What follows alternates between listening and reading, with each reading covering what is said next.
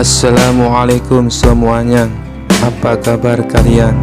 Semoga dalam keadaan sehat dan dilancarkan rezekinya oleh Allah. Amin ya robbal alamin.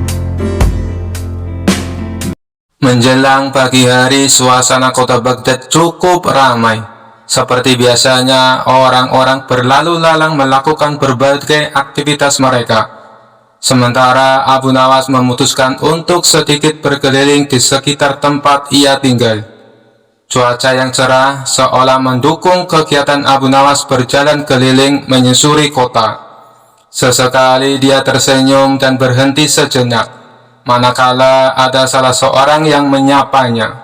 Karena sikapnya ini tidak heran bila banyak orang yang mengenalnya sebagai sosok yang ramah kepada siapapun. Meskipun Abu Nawas terkenal sebagai cendekiawan pandai, belum lagi dia adalah penyair yang masyhur, tapi Abu Nawas mau bergaul dengan siapa saja. Hal itulah yang membuat dirinya dihormati dan disegani oleh masyarakat banyak.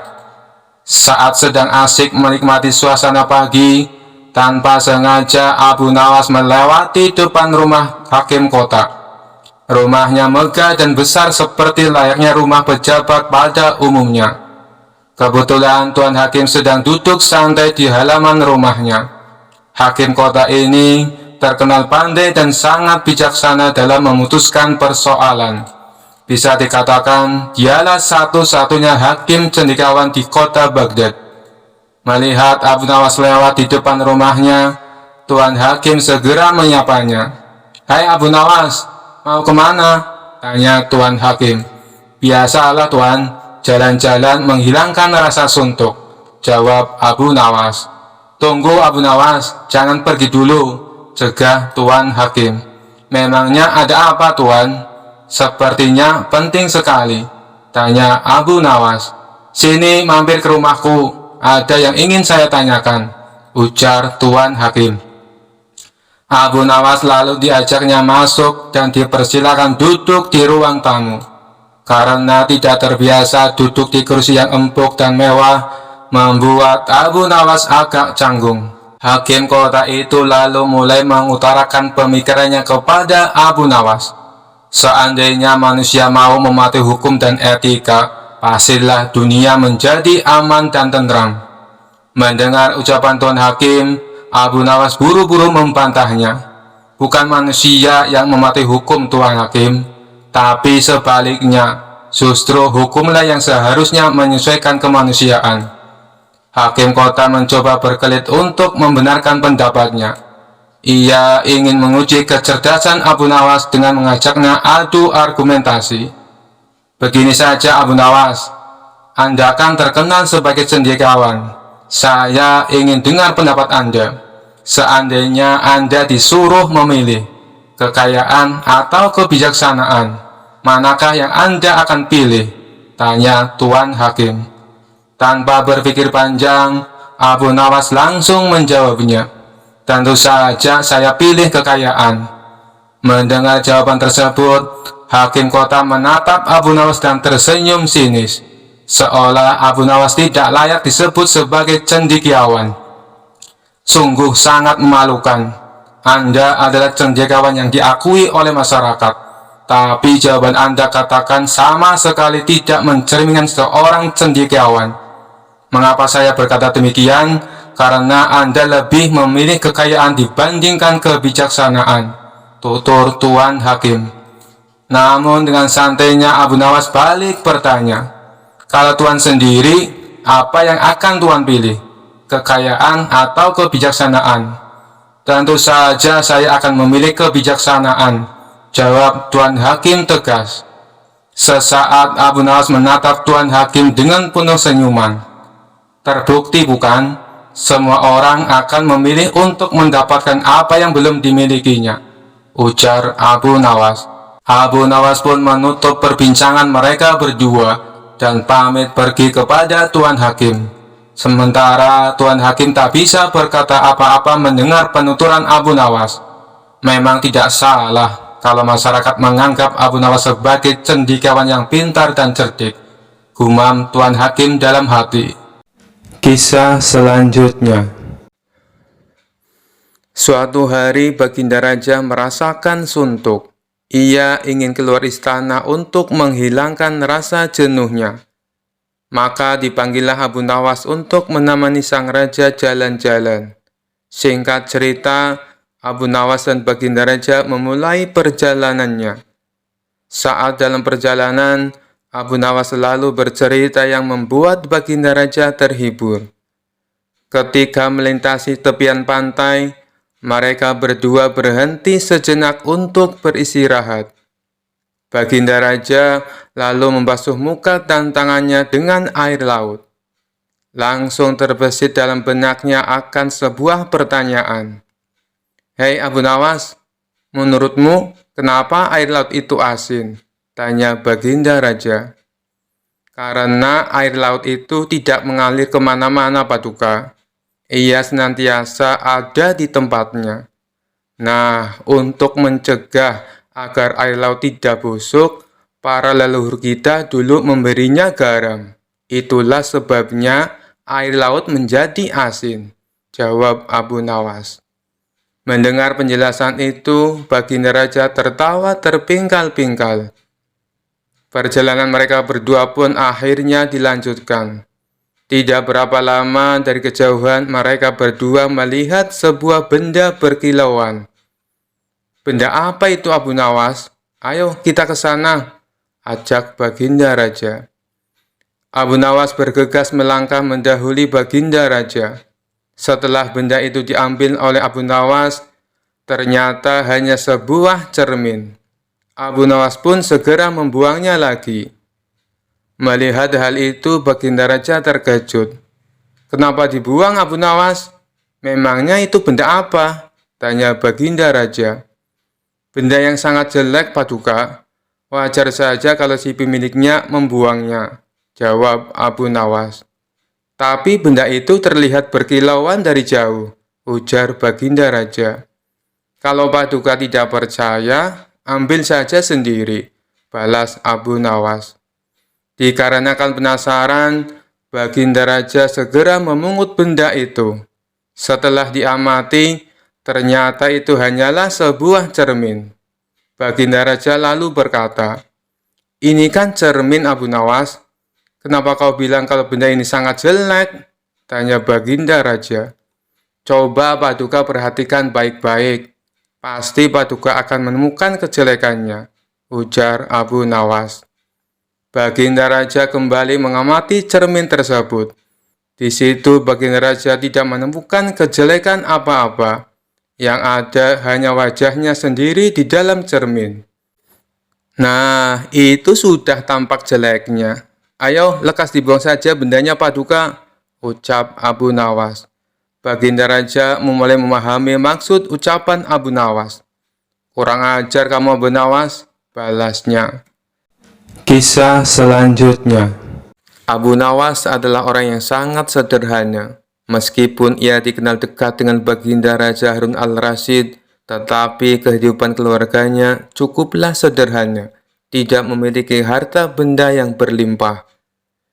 Ia selalu berbagi dengan fakir miskin di sekitarnya, jika ia mendapat rezeki yang berlebih, seperti ketika mendapat hadiah dari Baginda Raja. Selain menjadi orang terdekat Raja, sehari-harinya ia juga bekerja serabutan, seperti banyaknya orang di kampungnya. Kadang ia berkebun, menebang pohon, menjadi tukang kayu, dan pekerjaan-pekerjaan lainnya yang dianggap halal. Suatu waktu pada musim kemarau, Abu Nawas sedang tidak mendapatkan pekerjaan apapun. Ia juga jarang diundang Baginda Raja, sehingga ia tidak mendapatkan hadiah. Pemasukan Abu Nawas semakin menipis. Ia hanya mengandalkan sisa dari tabungan untuk membiayai keluarganya sehari-hari. Kadang Abu Nawas mengisi kekosongan waktunya itu dengan beribadah saja, karena memang tidak ada pekerjaan yang lainnya. Suatu hari, istri Abu Nawas meminta sesuatu kepada suaminya. Ia pun berkata, "Wahai suamiku, kapan engkau berikan aku sebuah gaun indah? Beberapa hari ini engkau hanya menghabiskan waktumu untuk berdoa saja. ucap istri Abu Nawas. Tapi semuanya kulakukan dengan ikhlas, hanya untuk mendapatkan ridho Allah, jawab Abu Nawas. Kalau begitu, mintalah upah kepada Allah, sahut istri Abu Nawas. Spontan Abu Nawas beranjak menuju pekarangan rumahnya. Dengan berbekal sehelai tikar dan alat peribadatan yang lainnya, Abu Nawas mulai bersujud untuk menyampaikan permohonannya kepada Allah. Ya Allah, berilah hamba upah 100 keping perak, ujar Abu Nawas dengan suara lantang dan dilakukannya berulang-ulang. Rupanya suara Abu Nawas terdengar oleh seorang tetangganya yang kaya dan sedang beristirahat di depan rumah. Mendengar permohonan Abu Nawas, tetangga itu pun berniat untuk mengerjai Abu Nawas. Ia langsung melempar sekantung uang perak 100 keping ke arah Abu Nawas. Abu Nawas pun dibuat kaget. Kaget tidak percaya apa yang telah ia dapatkan. Ia pun langsung mengambil uang tersebut dan langsung berlari menemui istrinya di dalam rumah. Istriku, aku memang wali Allah dan aku baru saja mendapatkan upah dari Allah, kata Abu Nawas kegirangan.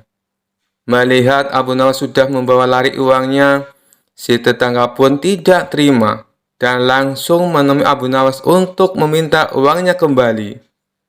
Hei Abu Nawas, kembalikan uang yang baru saja aku lemparkan tadi.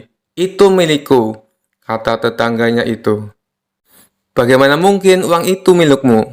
Aku memohon kepada Tuhan, dan uang yang jatuh itu pasti jawaban dari Tuhan, jawab Abu Nawas. Karena Abu Nawas tetap bersikeras tidak mau mengembalikan uang tersebut, tetangga usir itu pun memutuskan menyelesaikan permasalahan itu di pengadilan. Sehari setelah itu, Abu Nawas pun dipanggil ke pengadilan. Hakim mulai bertanya, "Hei Abu Nawas, engkau hadir di sini karena suatu perkara. Engkau telah disangka mengambil kepunyaan tuan ini," kata Tuan Hakim sambil menunjuk ke arah tetangga Abu Nawas. "Apa pembelaanmu, wahai Abu Nawas?" tambah Tuan Hakim. "Tetangga saya ini gila, Tuan Hakim. Ia pikir semua yang ada di dunia ini adalah miliknya. Coba tanyakan saja, misalnya jubah saya, keledai saya, tentu semua diaku sebagai miliknya," jawab Abu Nawas. "Tapi itu memang milikku," teriak tetangga yang kaget akan pernyataan Abu Nawas tersebut.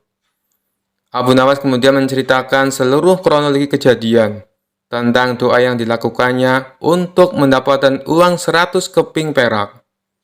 Hakim akhirnya memutuskan jika Abu Nawas tidak bersalah dan uang itu adalah sah milik Abu Nawas karena ia sudah memohon kepada Tuhan dan uang itu jatuh sendiri kepadanya. Kisah selanjutnya. Suatu hari Abu Nawas akan melakukan perjalanan yang kebetulan harus melewati perbukitan kecil.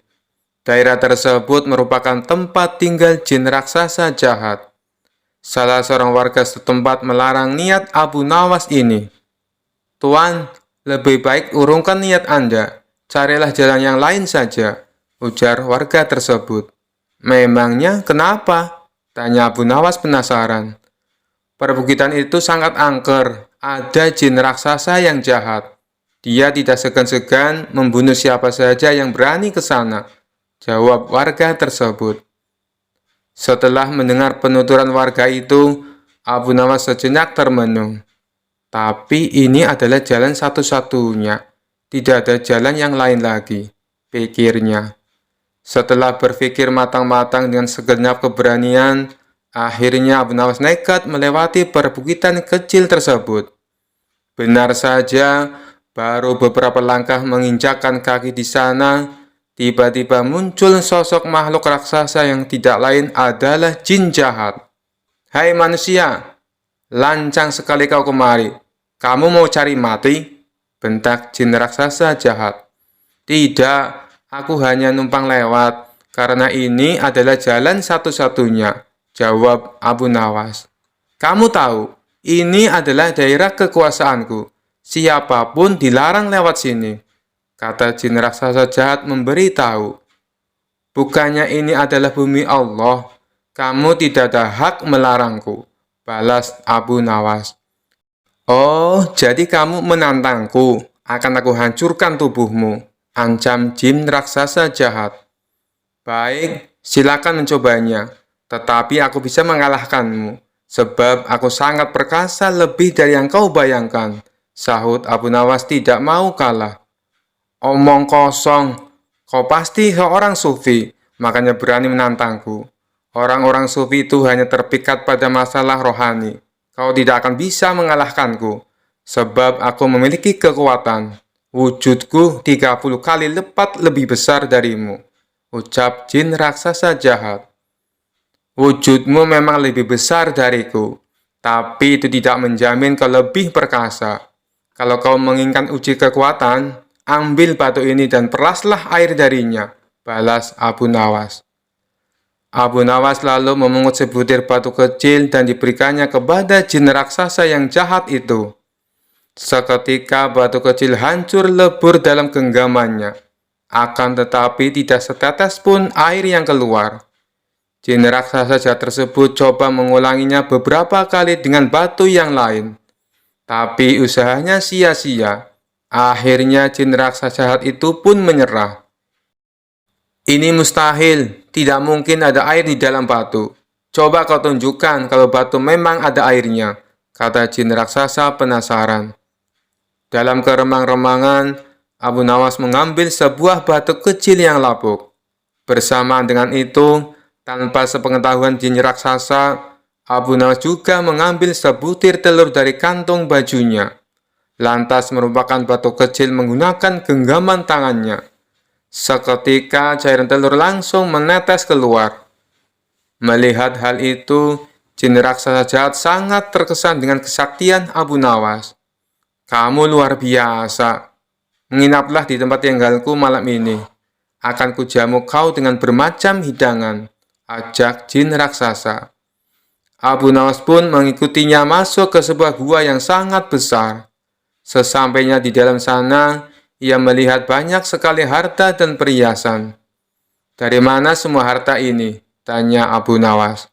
Jin raksasa jahat memberitahu semua harta dan perhiasan tersebut adalah milik para kabilah yang tersesat dan sudah dibunuh. Setelah dijamu makan malam, jin raksasa mempersilahkan Abu Nawas untuk beristirahat.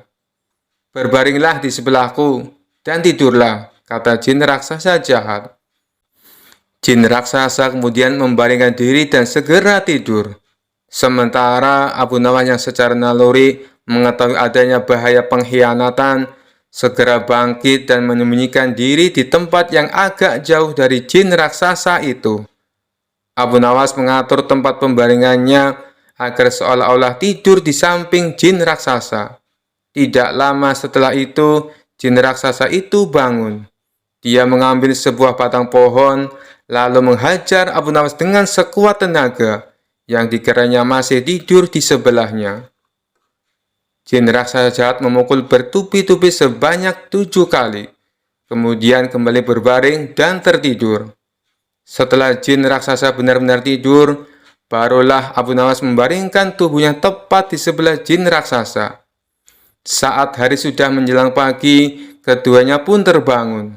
Betapa kagetnya jin raksasa melihat Abu Nawas masih hidup, bahkan tidak ada luka sedikit pun. "Guamu nyaman sekali untuk istirahat, tapi sayang, tadi malam aku agak terganggu, sebab aku sempat merasa ada nyamuk menggigitku sampai 7 kali, ucap Abu Nawas. Tentu saja hal itu sangat mengejutkan jin raksasa, hingga tidak berani lagi menyerang Abu Nawas.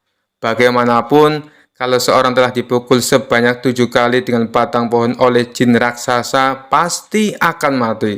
Apalagi memukulnya menggunakan tenaga sekuat-kuatnya. Akhirnya, jin raksasa jahat tersebut memerintahkan Abu Nawas untuk melanjutkan perjalanannya. Berkat kecerdikannya, Abu Nawas pun selamat dari pembunuhan. Kisah selanjutnya. Suatu hari, raja didatangi oleh orang miskin yang mengadukan suatu masalah. "Apa masalahmu, Tuan? Cobalah ceritakan padaku," kata baginda raja. "Nama saya Abu Sukun, orang miskin. Di sebelah rumah saya adalah orang kaya. Orang kaya itu menyuruh saya membayar uang karena saya dituduh telah mencium bau makanannya tanpa izin. Bagaimana saya bisa menghindari bau makanannya, sementara rumahnya bersebelahan dengan rumah saya, tuanku, kata Abu Sukun. Apakah Anda sudah membawa kasus ini ke pengadilan? Tanya Baginda Raja. Sudah, tuanku. Namun hakim telah menghukum saya untuk membayar 100 dinar atas permintaan orang kaya itu. Saya tidak punya uang untuk membayar sebanyak 100 dinar. Orang miskin seperti saya, dari mana saya bisa mendapatkan uang sebanyak itu? Jawab Abu Sukun dengan sedih. Jika hakim telah mengambil keputusan, itu artinya kamu bersalah dan harus membayar dendanya, kata Baginda Raja. Tiba-tiba Abu Nawas berbisik kepada Raja. Raja mengangguk tanda setuju dengan Abu Nawas. Besok saya akan pergi ke pengadilan untuk meminta masalah ini agar dibicarakan lagi, supaya mendapat keadilan, kata Baginda Raja. Sudahlah, aku akan membantumu. Baginda ingin masalah ini diselidiki dan diadili dengan baik, kata Abu Nawas kepada Abu Sukun. Tengah malam, Abu Nawas meminta Raja untuk pergi ke rumah hakim. Tiba-tiba mereka mendengar percakapan di rumah hakim. Dengan cepat, Abu Nawas dan Raja bersembunyi sambil mendengarkan percakapan dari dalam rumah hakim. Saya mendengar Raja ingin kasus saya dibawa ke pengadilan lagi. Ini uang 100 dinar saya berikan pada Anda, agar kasus ini saya menangkan, kata si kaya. Raja pun terkejut dan marah. Besok kita harus pergi ke pengadilan, dan tuanku harus menjadi saksi atas perbuatan mereka, kata Abu Nawas. Keesokan harinya di pengadilan, Tuan Hakim, Abu Sukun telah mencium bau makanan dari rumah saya tanpa izin. Sebagai bukti, Abu Sukun semakin gemuk, sementara saya semakin kurus.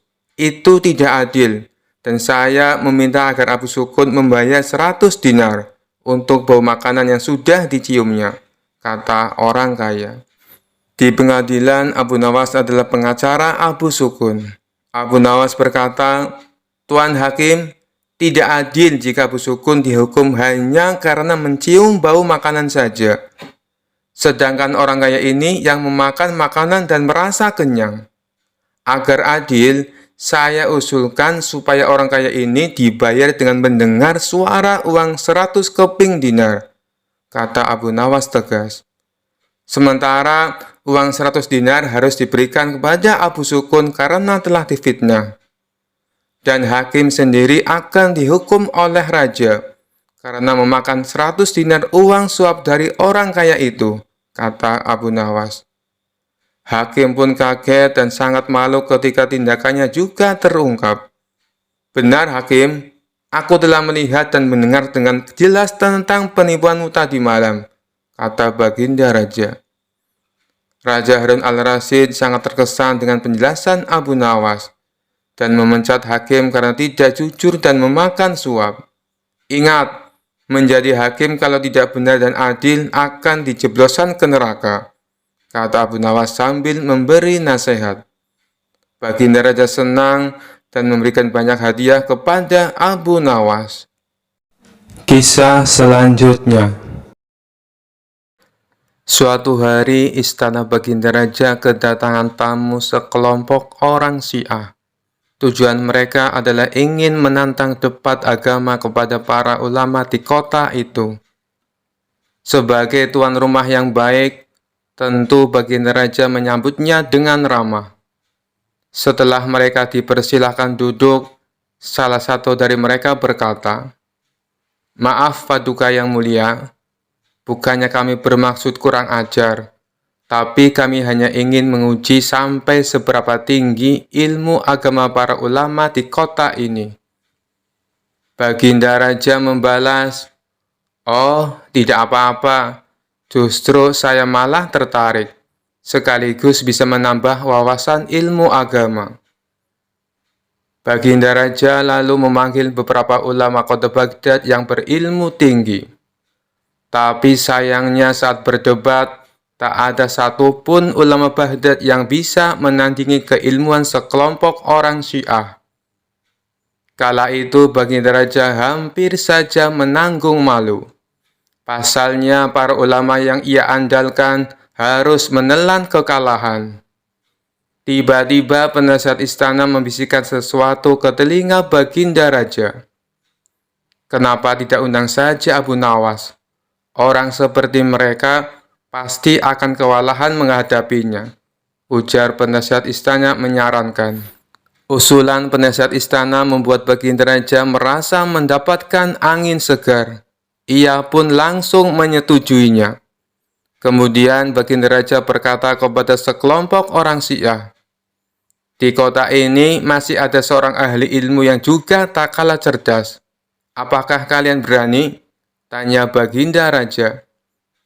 "Tentu saja, Paduka. Siapa orangnya? Segera hadirkan ke sini," tantang mereka. Maka diperintahkanlah beberapa pengawal istana untuk menjemput Abu Nawas di rumahnya. "Tuan Abu, Anda diperintah Baginda Raja untuk segera menghadap ke istana," kata salah satu pengawal.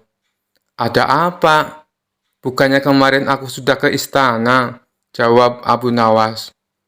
"Benar Tuan Abu, tapi kali ini Baginda Raja sangat membutuhkan Anda," balas pengawal. "Memangnya kenapa?" tanya Abu Nawas penasaran. "Di istana ada sekelompok orang Syiah. Mereka menantang debat ilmu agama kepada siapa saja," jawab pengawal. "Kenapa tidak undang saja para ulama?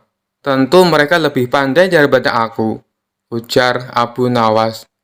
"Sudah Tuan Abu, tapi mereka semua tidak bisa berkutik," kata pengawal. Akhirnya Abu Nawas pun terpaksa memenuhi panggilan Baginda Raja. Singkat cerita, sampailah Abu Nawas di istana. Di sana, nampaklah para ulama Syiah sedang duduk berkumpul di sebuah aula kerajaan. Tidak seperti biasanya, Abu Nawas memasuki aula sambil menenteng sandal miliknya. Melihat hal itu membuat Baginda Raja dan sekelompok orang Syiah dibuatnya terheran-heran. Kemudian sekelompok orang Syiah bertanya kepadanya, "Kamu ini aneh, kenapa kau tenteng sandalmu masuk ke dalam?" Dengan santainya Abu Nawas menjawab, "Saya teringat peristiwa zaman Rasulullah masih hidup. Para kelompok Syiah suka mencuri sandal, makanya saya bawa masuk, takut sandalnya hilang." Jawaban Abu Nawas tersebut sontak membuat sekelompok orang Syiah semakin bertambah heran. Begitu juga dengan Baginda Raja. "Kamu jangan ngarang cerita palsu. Zaman Rasulullah, ajaran Syiah belum ada," protes mereka. "Kalau begitu, diskusi perdebatan kita selesai. Dari mana ajaran agama Islam kalian? Kalau di zaman Rasulullah saja belum ada Syiah," balas Abu Nawas. Kemudian Abu Nawas langsung lawyer pergi meninggalkan mereka. Sementara sekelompok orang-orang Syiah ini tak bisa membantah pernyataan Abu Nawas. Baginda Raja yang menyaksikan hal itu seketika tertawa terpinggal-pinggal, sembari memuji kecerdasan Abu Nawas. Sekian dulu perjumpaan kita kali ini. Sampai bertemu lagi di kisah-kisah selanjutnya. Terima kasih yang sudah subscribe dan setia menonton channel ini. Wassalamualaikum warahmatullahi wabarakatuh.